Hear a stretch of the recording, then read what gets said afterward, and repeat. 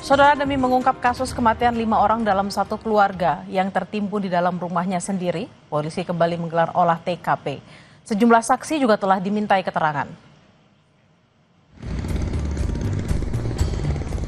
Tugas gabungan dari Mabes Polri, Polda Jawa Barat, dan Polres Indramayu kembali menggelar olah tempat kejadian perkara Selasa malam. Langkah ini dilakukan demi mengungkap kasus kematian 5 orang dalam satu keluarga yang tertimbun di dalam rumahnya di Kelurahan Pauman, Kecamatan Sindang, Kabupaten Indramayu.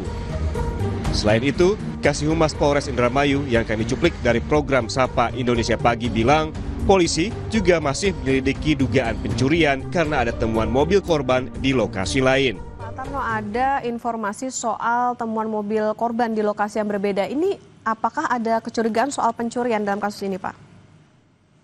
Betul juga informasi tersebut. Di lapangan teman-teman langsung mendalami dan melakukan pengecekan ke tempat-tempat tersebut. Hal mana itu semua akan disinkronkan dengan bukti-bukti yang ada supaya kasus ini terungkap dan bisa kami pertanggungjawabkan prosesnya. Sebelumnya, polisi membenarkan temuan 5 jenazah satu keluarga yang terkubur di rumahnya di Indramayu, Jawa Barat. Jenazah kelimanya dibawa ke Rumah Sakit Bayangkara. Kasat Reskrim Polres Indramayu AKP Muhammad Arwin Bahar bilang 5 orang warga sekitar telah dimintai keterangan oleh polisi untuk melengkapi penyelidikan. Tadi malam sekitar pukul 20.00 kami mendapatkan informasi dari warga bahwasanya telah ditemukan jenazah yang posisi terkubur di dalam rumah. Di bagian belakang ada sela-sela antara rumah walet dengan rumah terduga korban. Jadi pada saat kami melaksanakan pengecekan, awalnya memang terlihat ada kaki yang muncul dari tempat tersebut. Kemudian pada saat kami melakukan olah TKP, kemudian kami memindahkan tanah-tanah tersebut, kami temukan di sana ada 5 jenazah. Saat ini jenazah tersebut kita bawa ke Rumah Sakit Bayangkara untuk dilakukan otopsi. Penemuan korban bermula dari kecurigaan warga karena suasana rumah korban yang terlihat sepi. Warga dan kerabat korban kemudian mencoba masuk dan mencari keberadaan korban. Awalnya sore sekitar 5:30 saya ke rumahnya karena lost contact dari hari Jumat. Jumat, Sabtu, Minggu, Senin nggak ada kabar dari Mama Ratu. Terus saya ke rumahnya sama teman-teman. Terus teman izin ke saudaranya yang ada di sini buat ngedobrak pintu, buat ngelihat kondisi di dalam apa ada orang atau gimana, karena kita susah lost contact. Pas didobrak, kita cari-cari semua, motor, mobil ada semua. Kita nggak nemuin apa-apa juga, cuma kita nemuin bau bangkai. Nah dipikir itu bangkai tikus atau apa gitu kan. Udah sampai ke lantai atas juga nggak ketemu apa-apa. Terus akhirnya kita pulang. Nah saya dapat kabar lagi tuh habis maghrib. Untuk mengungkap kasus dugaan pembunuhan terhadap satu keluarga ini, polisi terus melakukan penyelidikan. Bukan hanya memintai keterangan warga sekitar, tapi juga mengumpulkan barang bukti dari rumah korban. Fadlianto Sugiano, Kompas TV, Indramayu, Jawa Barat. Saudara, 5 orang dalam satu keluarga yang ditemukan meninggal terkubur di halaman rumahnya di Indramayu, Jawa Barat dimakamkan siang ini. Satu keluarga yang terdiri dari kakek, suami, istri, dan 2 anak yang ditemukan tewas terkubur di halaman rumahnya di Kelurahan Pauman, Kecamatan Sindang, Kabupaten Indramayu dimakamkan Rabu siang. Kelima korban satu keluarga ini dimakamkan di tempat pemakaman keluarga di Desa Sindang. Pemakaman dilakukan setelah proses otopsi selesai. Informasi terkini kita langsung sapa jurnalis Kompas TV Fadlianto Sugiono di Indramayu, Jawa Barat. Selamat siang Fadli, otopsi telah dilakukan, olah TKP juga sudah digelar 2 kali. Apakah sudah ada titik terang penyebab kematian dari kelima korban? Ya, Bella dan pemirsa Kompas TV bahwa hingga di hari 3 saat di keterangan Kompas TV Kapolres Indramayu bahwa terkait pembunuhan atau diduga pembunuhan terhadap 5 orang dalam satu keluarga di Desa Pauman, Kelurahan Pauman, Kecamatan Sindang, Kabupaten Indramayu. Hingga kini kelima jenazah yang sempat dilakukan otopsi di Rumah Sakit Bayangkara.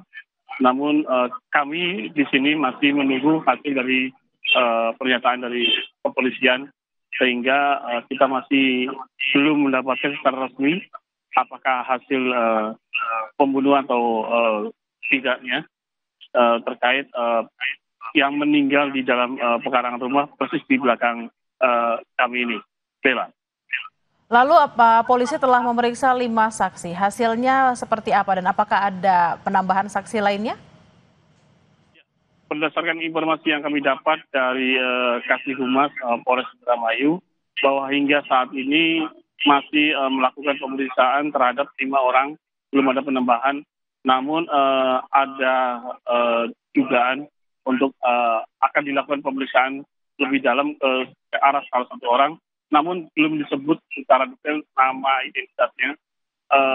Untuk hasilnya masih dinyatakan oleh pihak Humas Polres Indramayu, semua dari olah TKP dari pertama hingga terakhir ini di hari ketiga ini masih dilakukan pendalaman, sehingga pihak kepolisian untuk menambahkan bahwa hasil ini kita menunggu jawaban dari kepolisian terkait apakah ini proses pembunuhan atau tidak, dan belum ditetapkan salah satu tersangka atau siapa yang menjadi pelaku utama dalam pembunuhan sadis di belakang rumah saya ini, Bella. Baik, terima kasih atas laporan Anda, jurnalis Kompas TV Fadlianto Sugiono dari Indramayu, Jawa Barat. Selamat bertugas kembali. Informasi usai jeda, Saudara, tim pengendalian inflasi daerah Provinsi Riau menggelar gerakan pangan murah. Sejumlah komoditas disediakan dengan harga yang lebih murah dari harga pasar.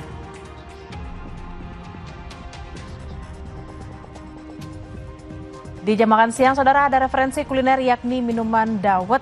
Di Kota Kediri, minuman es dawet disajikan dengan aneka varian yang membuat kesegarannya semakin terasa. Selengkapnya akan hadir usai jeda bersama rekan Vidi Barlolone.